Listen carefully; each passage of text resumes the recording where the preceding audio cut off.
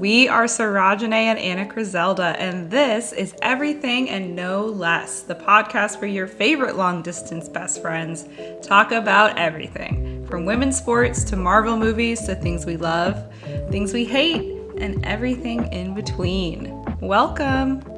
Welcome, welcome. Hey, Anna. Hey, Sarájanée. How you feeling? How you doing? I'm good. I can't believe that we're here at the season finale. I agree. It feels like the time has flown. It's very exciting, though. I'm very proud of us. I'm very proud of us. I'm so proud of us. We did it. We did. Should we take some time to reflect on, everything from episode 1 to where we are now? We can reflect on our friendship. I know we love to do that too. We do love to do that. Let's do it. I was thinking about our first episode. That felt so scary to make. Do you remember that? It was so nerve-wracking. I remember just, thinking about how my voice sounded after you ran through. Even watching the preview felt scary. Yeah. I was like, oh, I don't want to do it. I don't want to look. I don't want to see. It took me so long to edit that first episode, not only because I had never put together a video podcast before, but because I kept hearing my voice and being like, ew, ew, ew, ew, abort, abort. Right. I also remember our kind of, it feels like quick decision making to just publish it, put it out there. Yeah. And I think that was the right call rather than being oh, let's think about it. Right. And overplan it. And should we redo this? We were just if we're going to do it, we got to do it. Rip the Band-Aid off. Yeah. I think that helped us just get into the flow and kind of detach from the outcomes and just any concerns about how things look, sound, perfectionism. Right. Absolutely. I mean, it's so funny. I feel like we were oh my God, everybody's going to see it. And nobody saw it. And that's fine. It is. Is there anything you would add to our intros of each other from the first episode? Oh, goodness. I mean, probably. I feel like I could talk about you forever. I definitely would say sound engineer, even if you didn't know it yet. Oh my God. I think that should be it should be on your skill set resume. I don't know. I probably would be peanut butter banana eater. Oh. I think about that often, every morning when I also think about that. I also, I'm like, Sarájanée would hate this. I gotta make sure. That's over there eating some peanut butter and banana right now. That's how she's I do every morning. It's my pre-workout meal. I just think about it. I don't even know what I think about, but I just notice it. And I'm crosses that's your interesting. mind. It does. It lives rent-free in my brain. Your daily breakfast habit. Well, I would definitely add to your intro that you are now a podcaster. True. Which we love. And yeah, similarly, I often think about your blue cheese with boiled eggs thing you told me about. I haven't had it in so long. It's I think I need to try it again. Maybe I don't like it anymore, but I think I'm going to still love it. It's the meal of a French aristocrat child. It's so weird. Well, can we see that for me a little bit? That could be my vibe. You're a little prince in line for the throne with your blue cheese on your deviled egg. It's so weird. It's so weird. Don't knock it until you try it. And I think, I miss it. I need that snack. I need to maybe just let it go. Maybe this weekend. That's how I'll celebrate our first season. Have a little boiled egg and blue cheese one more time for the old time. I don't even have blue cheese. I have to go get some.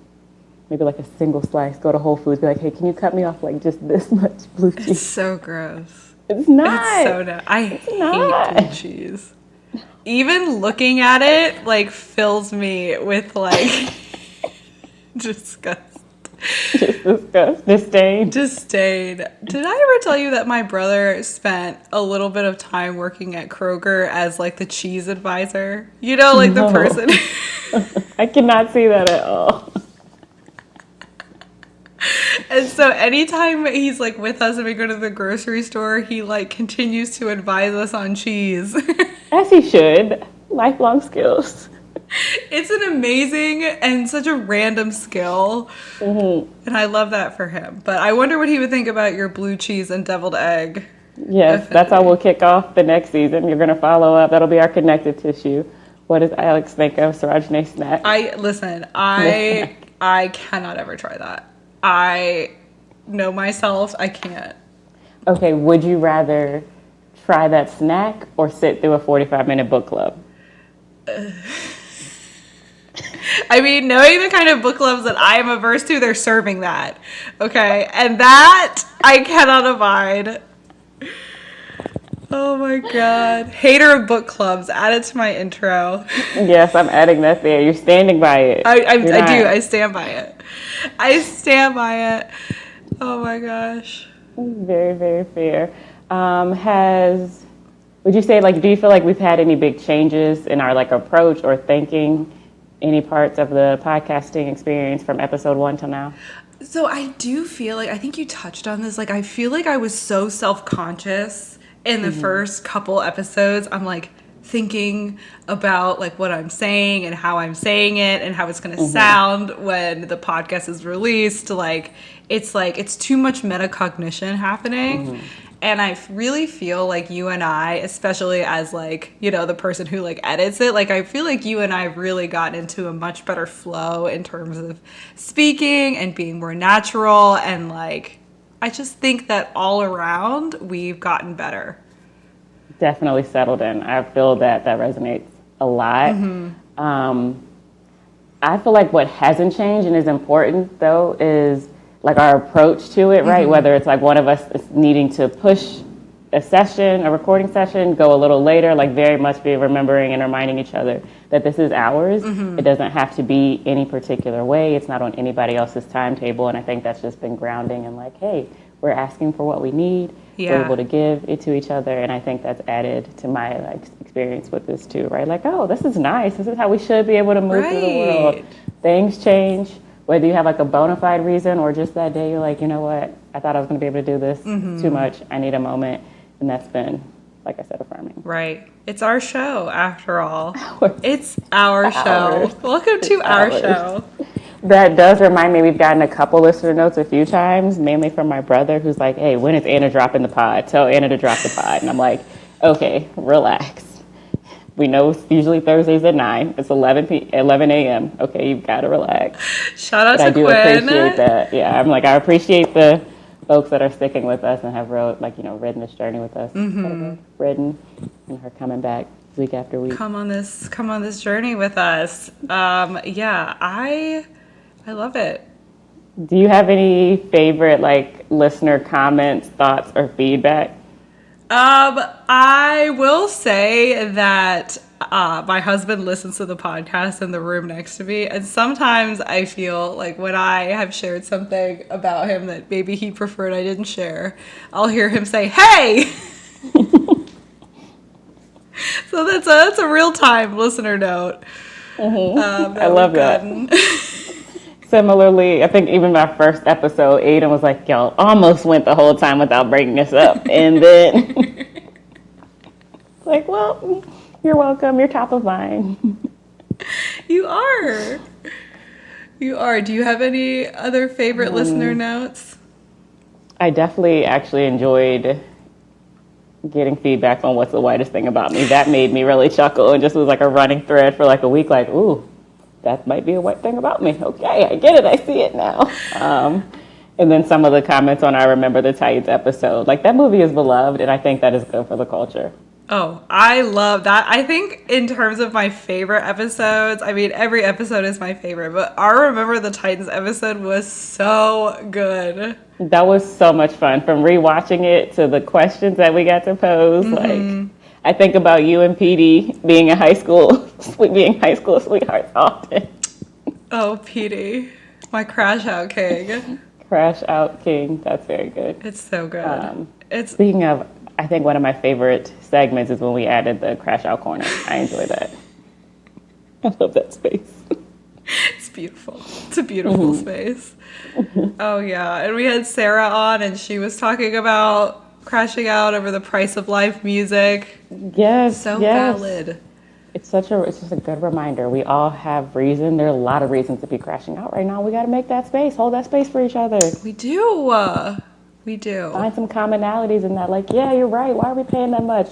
Live music should not be a luxury good. What are we doing? It shouldn't. Now, I will say, this is not relevant to anything, but it is our show. I did look up the videos of the Backstreet Boys doing their residency at the Sphere, currently in Vegas. And because I was like, oh, I kind of wish that I saw them because, like, I love the Backstreet Boys. Another white thing about me. But Sarájanée, it's not giving.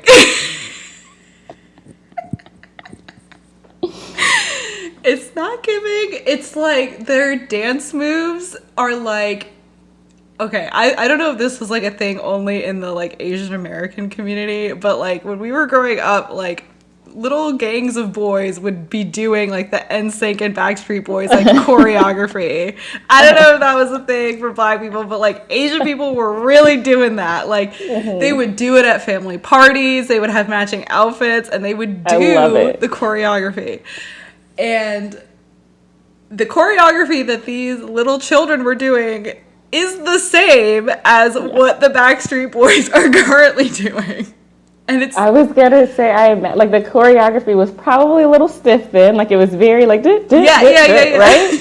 And so that's gonna already be hard to age well. But I also just imagine, what are they, like 40s and 50s now? That's gonna be even harder. Yes. Like our bodies are stiffer, or they're slower. No matter how much you exercise, like that's just the evolution. It is the human body of a course of a lifetime, right? And so I would have been upset if I saw the Backstreet Boys and I saw Beyonce in the same weekend. Ooh. Because that concert, the Beyonce concert, is a singular display of like a generational talent who is only getting better with age. The Backstreet Boys have deteriorated.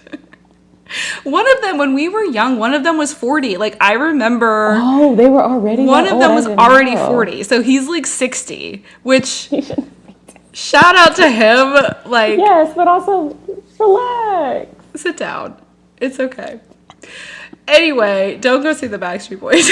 You know how I think they're best enjoyed? I think the Backstreet Boys are best enjoyed in, like, a sing-along setting, right? And so we went to Dream at the Sky game.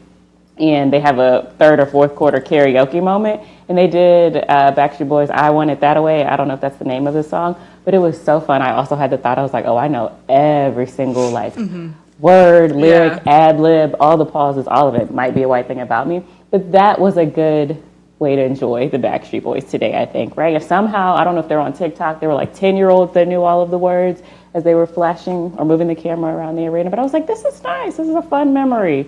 Right? No dancing involved. I'll just sing this little tune. Tell me why, Tell me why. That's how to take in the Backstreet Boys. Yeah, they're best enjoyed as an oldies band and not as a contemporary experience. Where they were, right? Like vibes, stereo. We don't need dances. We don't need live singing. Don't need to push it. You don't need to push it. All right, we're very far from where, but it's our show. Another thing that I noticed just looking at the thumbnails, I used to have this is 8 months ago, I used to have this bob that was really cute, and now I feel like I need to cut my hair. Are you reconsidering the bob? I am reconsidering the bob, but every time I reconsider it, I get a little more extreme in what I think I want. And the more extreme I get, the more I'm like, I'll just keep it long. Just wait about it, right? Wait about it. All I ask is that you don't do the what was her name? John and Kate +8. Do you remember that asymmetrical bob that was super hard? I can't do that. Listen, that's wild. I just don't want to see that. The Karen haircut, that is so bad. Please don't ever do that. Not good for the culture. It's not. I mean, that show was also not good for the culture. John and Kate +8. They're probably so traumatized. They gotta be. I hope those kids are okay, or will be. They're definitely not. But it's hard to imagine that they could be. Hard to imagine. I think we need a reality TV hiatus. Like when I think about, earlier in our lifehood is when reality TV became a thing, like Survivor, Flavor of Love. Yeah, even like all of the game shows that became a little bit more live, at least in theory. All of that. I'm like, no, we need to take it back. Like we've gone from real world road rules challenge, real world, like that to just everything is reality TV. It's just, we need a break. We need a cleanse, start over. Even influencers like on social media feel like reality TV in some ways because they're pushing out so much content all the time. I'm like, no, we are all overstimulated. It's very dystopian. Turn down the noise. It's very dystopian. They're filming or they're casting for Love Is Blind Austin. Ooh, I've seen interesting. on social media, and I will be nowhere near that. I think you and Eric should both audition and see what happens. Don't tell them that you're married. I actually think Eric would be hilarious on reality television. I think he would be very funny in that format. He would be so funny. He would be like, leave me alone.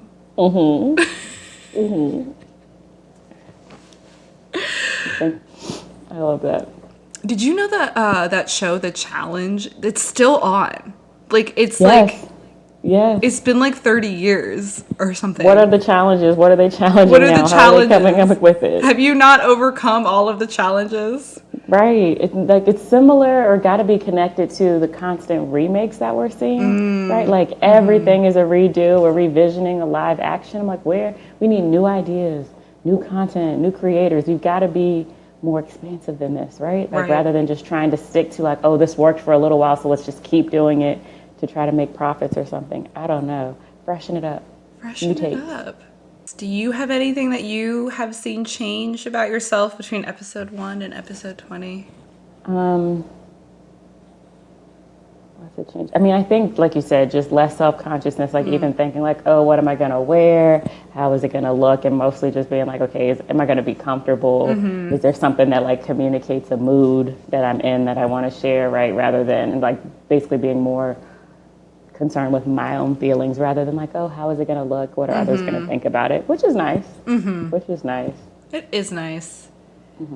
And maybe also just, I don't think it's a change, but like, even without us putting pressure on it, still prioritizing it because it's like a space that I find joy, right? And so like just making sure that I'm looking at and having space in my calendar for it, feeling comfortable, like, oh, if I need to change something else, that has been kind of a change too. Like, or maybe I don't even know if it's a change, but just like a growth or deepening in the experience too, where it's like, hey, that's a cool thing that you enjoy in a week. Let's prioritize it, and that's been fun to lean into. Right. And I think it's really good because it's like,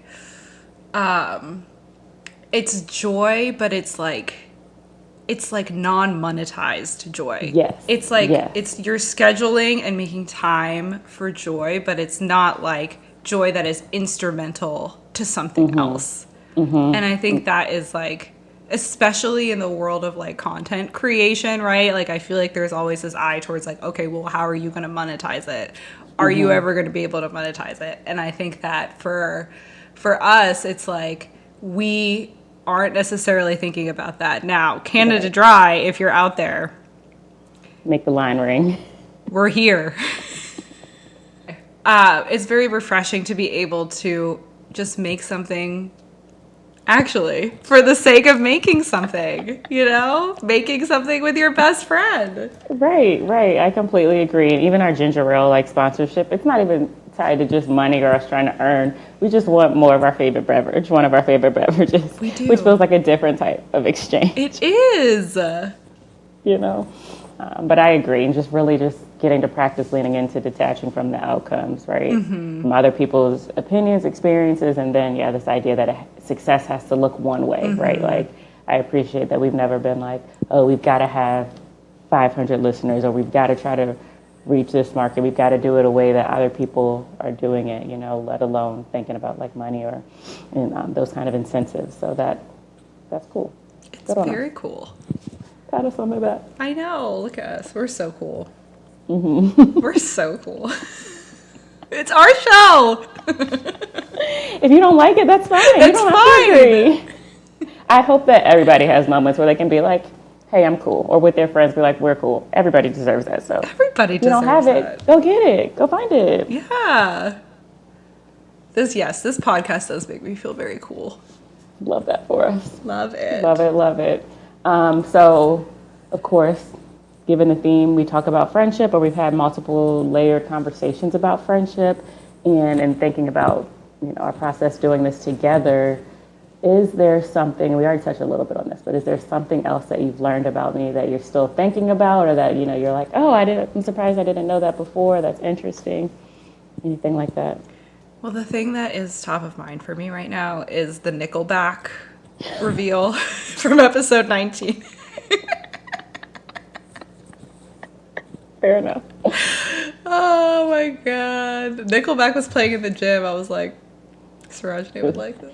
Might have paused my music, might have moved my headphone, like, hold on, let me hear this a little bit. If it was standing in line with clubs I'll never get in. That song? That's really funny. Oh my god. Multitudes, I contain you them. You do contain multitudes, but I do feel like it's less that, like, there are some new things that I've learned about you, but I do feel like there's also, it's more so like a deepening of things I already know about you. I think I would echo that as well. Every time I see a black Bic pen, I think of you. In particular, when I'm in the office and I'm like, I want to take some of these and send them to Anna just to keep her supply tight, let her know that I see her, I hear her, and I'm thinking about her. So I love that fact. It's cool to know, that part of your journaling practice.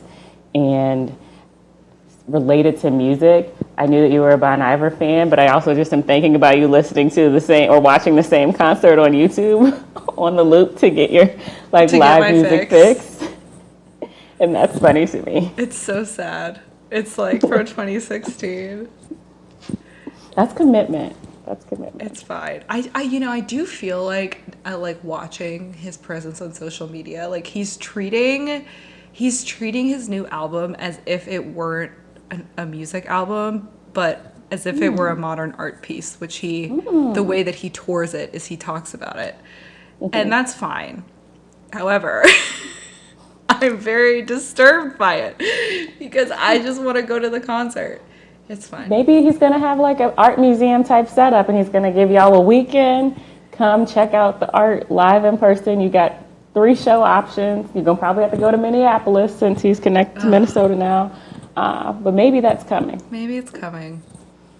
Speaking of new albums, I don't know, Metro Boomin, the producer, he's releasing a new album. Have you seen any of his, I don't even know if it's a rollout, but tweets about it? No, I haven't. So he made a call. He was like, hey, everybody's trying to sound the same because of social media. Let's get back to regional music, cultural, right. And, doing things that are true to us. And then he's true to everything ain't for everybody. There's a lineman, I believe. Yes. He was like, if you never were in the teen party, or if your best friend wasn't holding you up or you were catching a twerk in a teen party, this wasn't for you, or this isn't for you. If you didn't start listening to rap till 2017, this isn't for you. It's very funny. Maybe we can insert some of the screenshots of them, but one felt, symmetry. I was like, oh, all of these things. He talks about Sperry's, the Sperry moments. Some of us will be familiar with the moment when people wearing masculine associated clothing in particular were leaving their tags on purpose. That was a phase. And so that was a really funny, that's a good way to situate your album. Hey, if this is not familiar to you, don't even come listen. Right. I'm letting you know you're not going to like it. I don't want to hear that you don't like it. Everything ain't for everybody, and this is not for you. That made me laugh. I love that. It's very good, I'm not talking to you energy. I'm not talking to you. He was like, if you never had to write a phone number down when you were trying to hit on somebody, this is not for you. Literally, if you didn't have to find a scrap of paper, you cannot relate. You will not enjoy this. Oh my God. It's so good. What a time. What a time. What a time. I love it.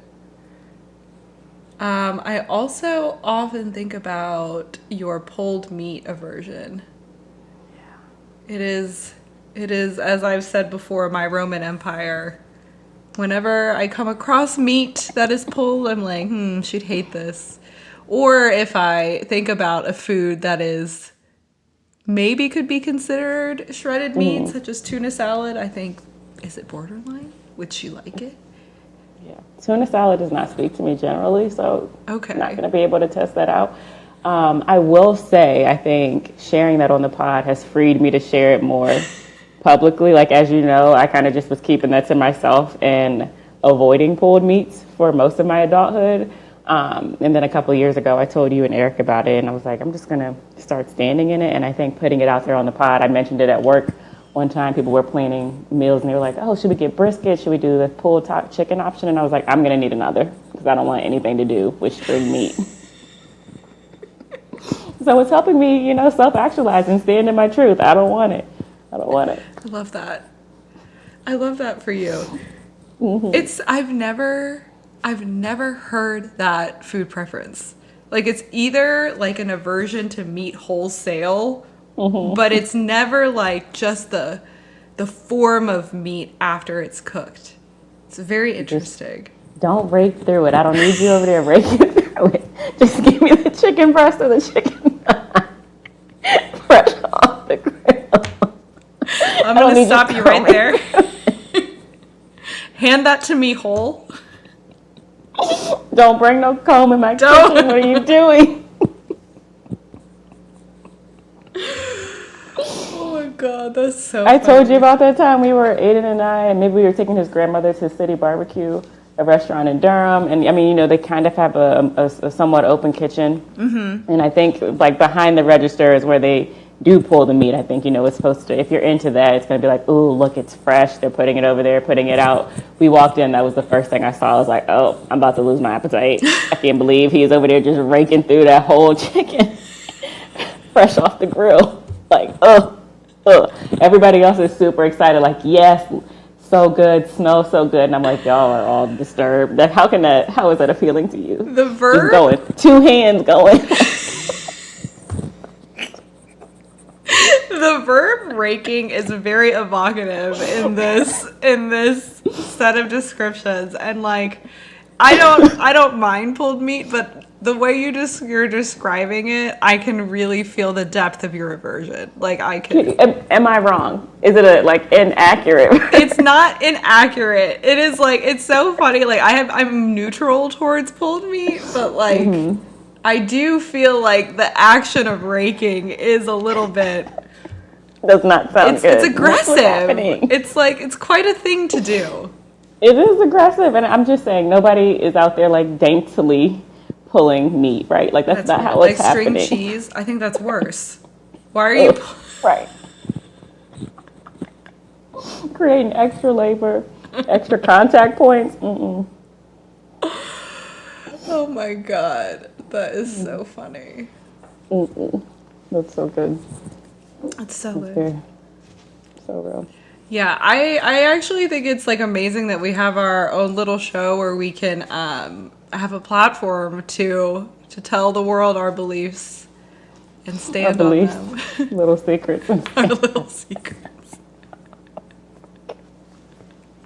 Something I don't think I've learned it about you. I knew it, as you said, we're deepening it, but the way that you are continuing to push this narrative that what are the words that you've used? I think you've called it bullying. I think you've called it influencing, strongly encouraging, forcing you to do things like that. Your commitment to preserving that narrative, it's like my awareness of that has been deepened through this process. That's very interesting. That's very interesting. I agree. I find it quite fascinating. I have video evidence. I will open up our Instagram DMs, okay? You sent me something about tequila being the healthiest alcohol 2 days ago, okay? I too have evidence.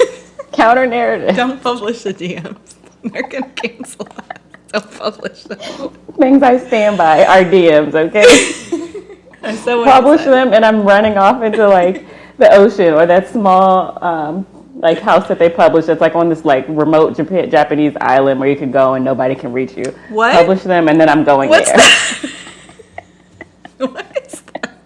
I will send it to you. There's this house in Japan that looks beautiful, but it's on this super remote, secluded island. I don't think anybody else can access. Like, you have to be dropped there, basically. Nobody can come, no contact. Not surprising. It appeals to me. But yeah, that's where I'm going. If our DMs or our text threads are public, maybe, depending on the day. Maybe I'll just be like, and did, said it, stand by it. But Yeah, I will say, your use of the term myth making is also interesting to me. Okay, tell me more. I think of it more as fact sharing. Mm-hmm. The documentation of historical events that have occurred.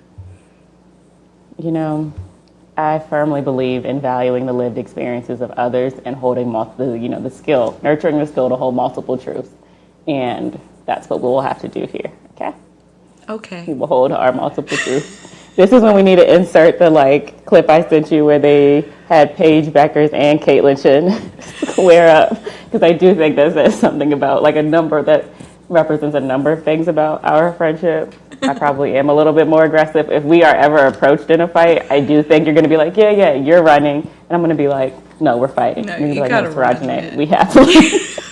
You're going to be like, your ankle is unstable, your back is sore, we need to leave. And I'll be like, no, we must fight. That does capture us pretty well. It does. I'll put the clip in here. It's so funny. Very good. So funny. Yeah, I do think that I am very much into basketball now, which is not something that I could say for the first 30-some years of my life. Women's basketball in particular. I think that's wonderful. I love that for me. I love that we get to share storylines or conversations about storylines. Get to watch and talk about live texting games is very fun. Getting to talk about fashion, I feel like you're coming into women's sports at a time where it's becoming even more expansive and inclusive to multiple kind of milieus and cultural avenues. Mm-hmm. This is meant to be.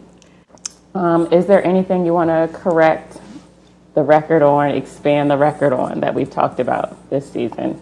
For example, Tulum and what happened, how we ended up at the beach club. Okay. I recognize I brought that on.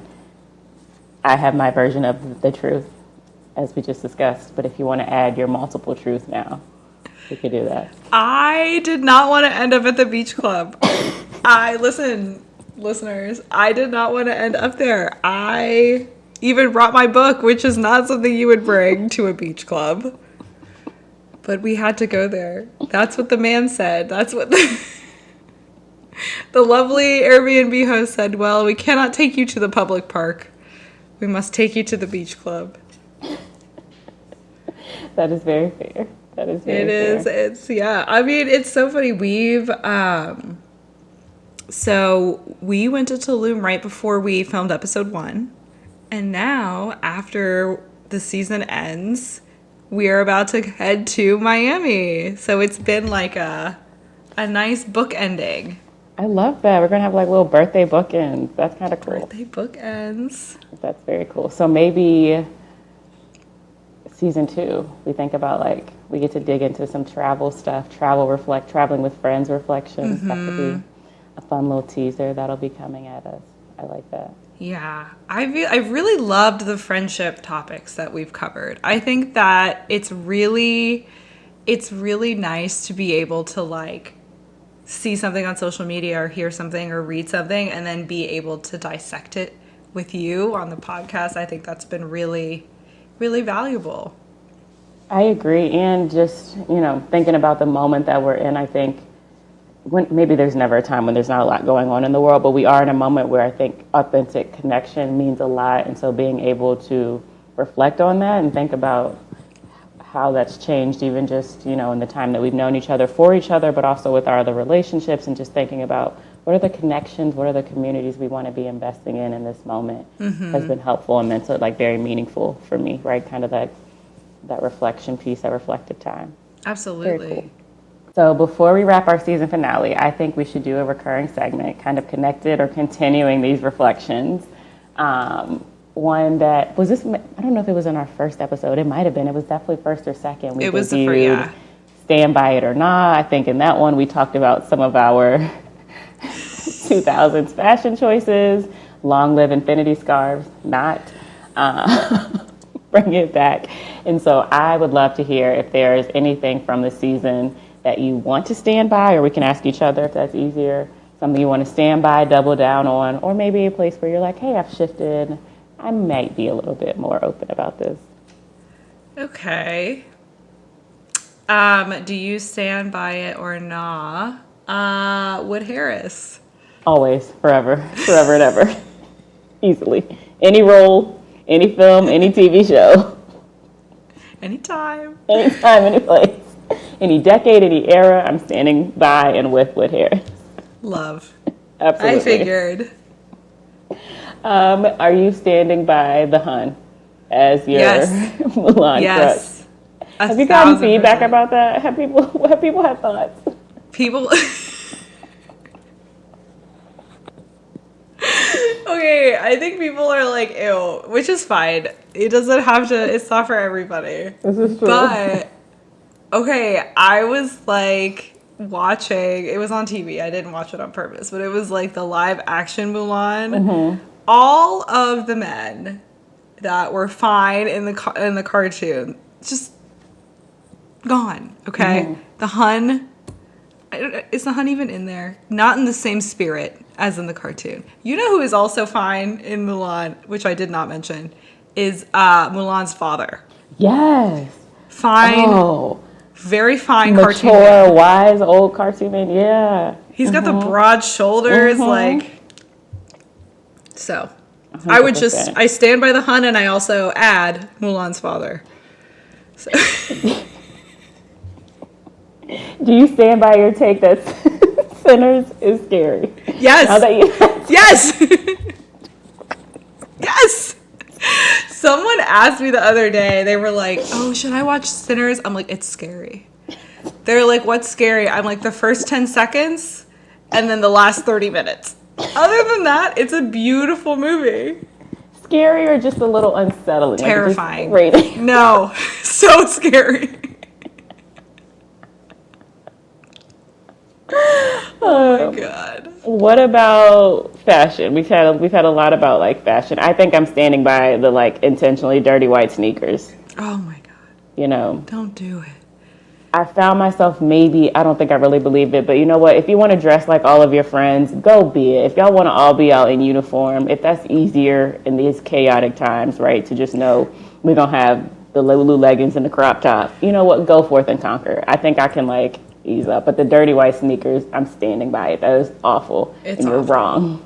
You're wrong for You're that. all wrong. You're so wrong for that. Like, what are you doing? Not well. You're not Very well. Unwell. No, yeah, I stand by that too. That is, it's no good. It's no good. Okay. Egregious. I have one. Mm-hmm. Ina Garten. Do we stand by her? I think I gotta stand by Ina. She's got multitudes, but I love Ina. Love Ina. You know, I don't even know that if she's classist or just like in her journey and her bubble of like, look at life. You know, sometimes you're finally able to like have your dream of opening or renovating a Parisian apartment, right? But that's her reality. The Look at Life is a perfect summary of Ina's book and her outlook on life. For sure, right?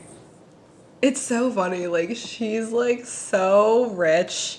And, like, there was so little of her life where she wasn't rich. So for her, this is what life is for her. Yeah, this is just what life is. Like, I think there's one line in her book where she's like, I ran out of money from the allowance Jeffrey gave me. I'm like, wow, the fucking 60s were wild. What? Whoa. Oh, my goodness. Okay. Do you remember when we talked about how we would haunt people? Are you standing by that? Who and how you would haunt them? Do you have any I can't believe you're standing by that. I'm thinking about it. I haven't committed. Okay. I think I would still haunt you.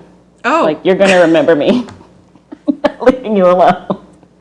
I'm not leaving you alone. But I don't know that I would put a little bit of tequila in your water bottle. I think I would do something else. Like, maybe if you were out to dinner, I would have them offer you, like, a free blue cheese. No! Appetizer. And so, look, they just bring over a blue cheese sampler for you with boiled egg. And you're going to be like, where's Sarájanée? I don't mind the boiled egg. It's the blue cheese. It's too much. I think that, yeah. I would go for, like, a gentler haunting. But I'm definitely still haunting you, for sure. Okay. I definitely am still going to oversalt people's food. Yeah, I don't know. I think haunting people is so scary. But a little bit funny to imagine. A little bit funny.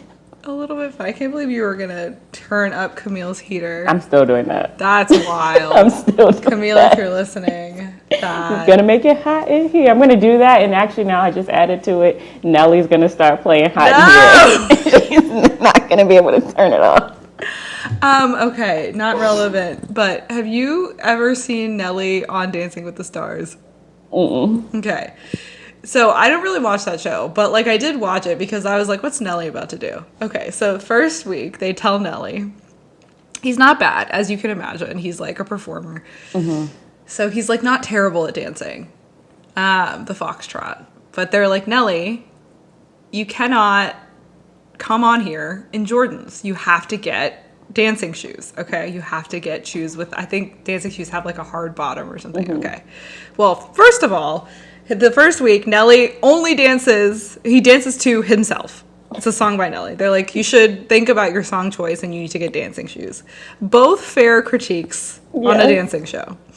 So the next week, Nelly comes. And Nelly, again, dances to Nelly. But I do what I want. And then he takes his Jordans. They're not dancing shoes. He takes his Jordans and he puts like dance bottoms on them. Like he has his Jordans like fit to have like dancing bottoms. He makes it to the top 4. Oh, heard you. Message received. I feel like the Jordans didn't deserve that. The dance floor didn't deserve that. But make it your own, I guess. That's what he did. I just love that energy where it's like malicious compliance. You're like, I will, but I don't want to. And I don't want to, right. Nelly was one of my high school crushes. He was so attractive to me. I recently saw a clip from he and Ashanti, I guess they have a show. And he was basically, they were talking about staying up with their baby. And he was like, why would I do that? Like, get up. It's your turn to change him. I'm gonna take you back to this conversation we had. Before you kicked me under the table, I said, baby, I give you the world. I just ain't changing no diapers. Oh my. We have made way too much money. That was not his like verbatim words, but that was the energy. He was just like, no. Okay. Yeah. Speaking of compliance, he's like, everybody else can act like that's such a beautiful thing, but I want to go to sleep. Why would we not hire somebody? It's like, so funny. I don't know what to say to that. I feel like you shouldn't just flat out reject it, but maybe. Did you, as a Nelly fan in your youth, did you ever do like the Band-Aid? Did you ever wear the fake Band-Aid? I don't think I did, but I think I appreciate it. But like my level of Nelly fandom, and maybe this is also my country music, like one of my top moments is in high school, maybe it was college, I think it was high school, when Nelly and Tim McGraw released their like hip-hop country album. Loved it. That was a Roman Empire moment for me. Like, you have no idea how much you have validated me in this moment. Like, because like to this day I will listen to that song over and over again. It's so good. It's so good. Okay, I don't care. I can't keep seeing you with him. It's so good.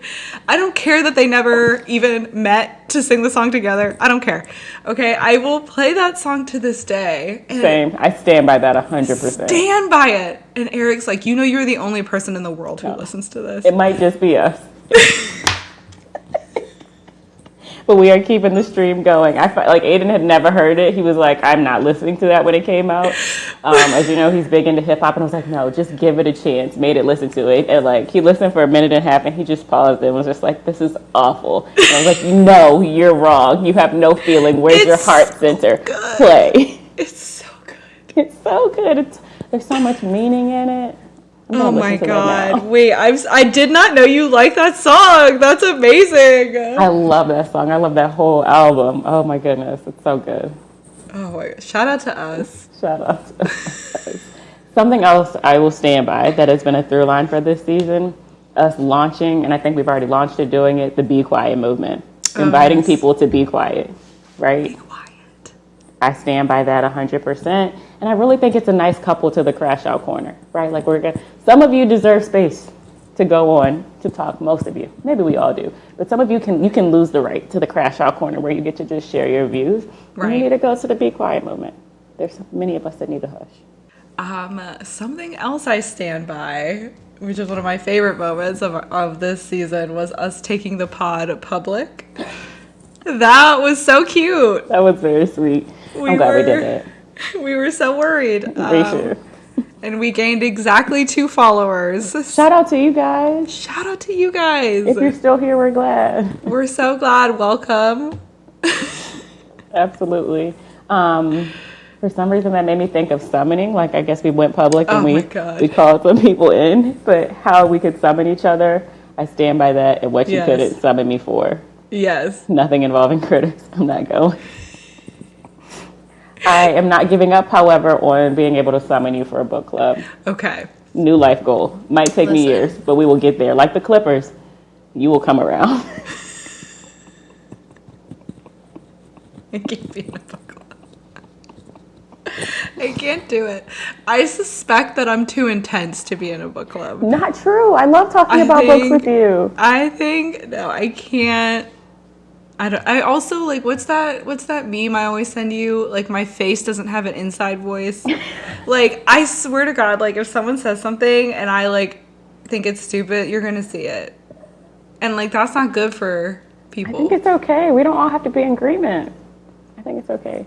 If people are out here wearing, like, wedding dresses to book club, which good on them, get another use out of it, then we can make faces. We can communicate via faces. I think it's fine. And that's how I know people don't read the book in book club, because they were reading the book The Wedding People. There's not a wedding dress. There's no wedding dress. The whole point of that book is there's not a wedding dress. Right. The pinnacle moment lacks a wedding dress. The wedding blows up. Spoiler alert. Should have said that first, but like, that's not a place, that's not an association I think you want to have with your actual wedding dress. Exactly. I'm like, you guys didn't read the book, did you? Like, that's wild. Because if you did, you would not be wearing your wedding dress to this book club. There are other things that you could wear, but no. No. But that's why I'm saying you got to give book clubs another chance and, like, create a new narrative around them. Anyways, I'm not giving up. I'm allowed to have my hopes and my dreams and my goals. I believe that. Oh, yeah. I believe in you. I think it's all about the roster, you know? It's all about the roster. Agreed. Am I already planning something for Miami? Maybe. Oh, no. Just kidding. I was throwing that out. That was a lob just to see if you would be like, maybe. If you would be open to it a little bit, but no. But no. I can't be in a book club. Okay, we'll find a different, maybe it's not a literary text to discuss. We'll find something else. I'll give it a think. Give it a wee think. Oh, see, I went this whole season without doing that. I'm going to cut it out. No, you must keep it. Just so the listeners know, we actually, when we're together, talk in a British accent 90% of the time. 90%. So the fact that we've not done that on this podcast is actually remarkable. Congratulations to us. Congratulations to us. I think it's special for the season finale. Maybe that is our, however many seasons we do of this, we always close by returning to our British accent. Our native tongue. Our native tongue, if you will. Do you fancy we should wrap this up, friend? Oh, I fancy we should. All right, listeners. Well, that I think is the end of episode 20, our season finale. Yay, very exciting. Let us know in the comments what you want to see for season 2, and we'll consider it. Thank you for hanging with us. Thanks for listening. If you liked this, share it with your long distance best friend. Thanks for listening.